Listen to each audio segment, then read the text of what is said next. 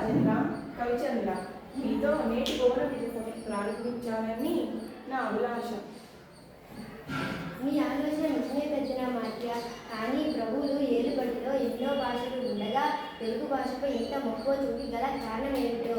అదేమిటి సూర్ణ కవి, మందార మకరందాలు జాలివారే తెలుగుని ఇష్టపడిన వారందరే తెలుగుదేలనందువా? తెలుగుదేలయన్న దేశంబు తెలుగేను, తెలుగు వల్ల గుండ తెలుగు కండ, ఎల్ల నృపులు గొలవ నెరుగవే బాసాడి దేశ భాషలందు తెలుగు లెస్స.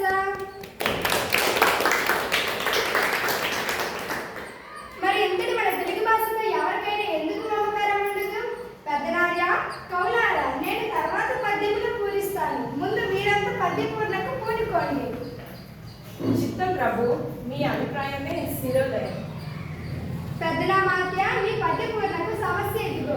అగ్రజానుజులై రంజాగ్రజులుగా.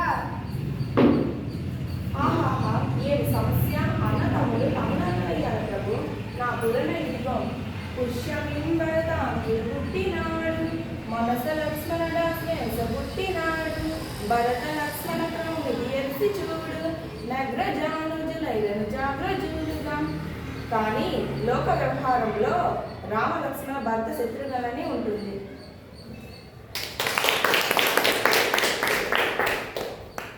కరునెత్తుగా పోయి ఎలుక కలుగున దివ్యన్. దీన్ని అర్థవంతంగా పూరించండి పట్టుమూర్తి గారు. పల్లె జీవనాలకు సుపరిచితమైన చక్కని సమస్య ఇచ్చారు మహారాజా. కరులు చిరుగలెద్దులు సత్కరతో ననరాచి కడబెట్టడు చోగరి, మార్చవర్చగుండ కరినెత్తుకుపోయి ఎలుక కలుగున దివ్యన్. ఆహా, ఎంత అద్భుతపూర్ణ! ఎలుక ఏనుగుని ఎత్తుకొని పోగలదా? ఆ ఏనుగు రంధ్రంలో పట్టున. ఏనుగులు, చిలుకలు, ఎద్దులు మొదలైనవి చక్కెరతో చేసిన బొమ్మలు. వీటిని వ్యాపారి పగలంతా కష్టపడి అమ్మాడు. సాయంత్రానికి ఒక్క ఏనుగు బొమ్మలు మరిచాడని ఆ ఎలుక రంధ్రంలోకి ఈడ్చిపోయిందన్న మీ భావం వీణుల విందుగా ఉంది. బహుబాగు. కృతజ్ఞతలు మహారాజా. ముద్దు పలుకులు ముక్కు తిమ్మన. కవి అందుకోండి. గాడిద ఏడ్చెంగదన్న ఘన సంపన్న.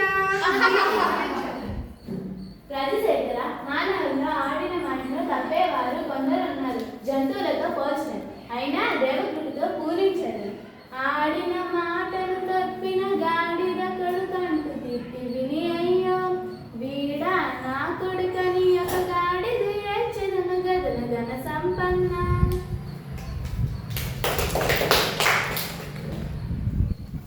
లౌకిక జీవన గమనంలో గ్రామీణుల దూషణను, ఆడితప్పిన జనుల ఈన స్వభావాన్ని తెలుపుతూ మాట నిలబెట్టుకోవడం విలువలు చాటారు.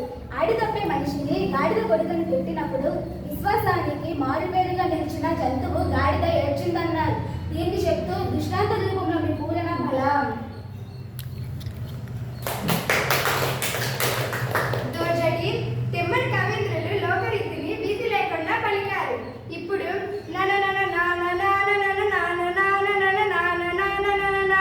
అనే సమస్యను మీరు పూర్ణ చేయండి. ప్రభు, అక్షర విన్యాసం తప్ప అర్థం లేని సమస్య ఇచ్చారు. అయినా చక్కని పూరణ కావిస్తాను. నిన్ను నిన్ను నిన్ను నిన్ను నిన్ను నిన్ను నిన్ను నిన్ను నింగని లయ తాళ సంగతుల గాన కళాపరి పూర్ణ మానసమున పలుకూని రాగములు మోదము నల్లుచి పలుకు నెట్టులన్ నన నన నాన నాన నన నాన నాన నాన నాన నా.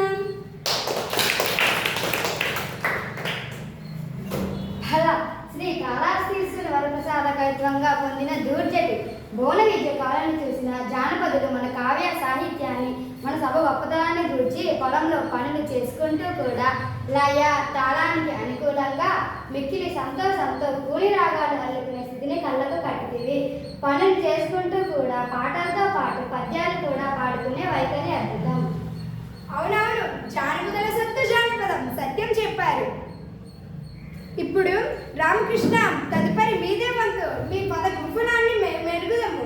మేక మరియు తోక ఈ రెండు దత్తపదాలను ఉపయోగించుకొని ఒక శిశు పద్యం చెప్పండి. మా మేలిన దేవరా, నన్ను ఆదేశిస్తే కాదంటేనా ఆలకించండి మహాప్రభు.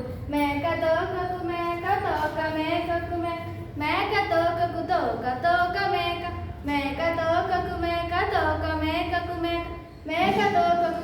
తోక మేక మేక తోకకు మేక తోక మేకకు మేక మేక తోకకు తోక తోక మేక మేక తోకకు మేక తోక మేకకు మేక మేక తోకకు తోక తోక మేక మేక తోక తోక తోక తోక తోక మేక మేక తోక తోక తోక తోక తోక మేక మేక తోక తోక తోక తోక తోక మేక మేక తోక తోక తోక తోక తోక మేక మేక తోక మేక తోక మేక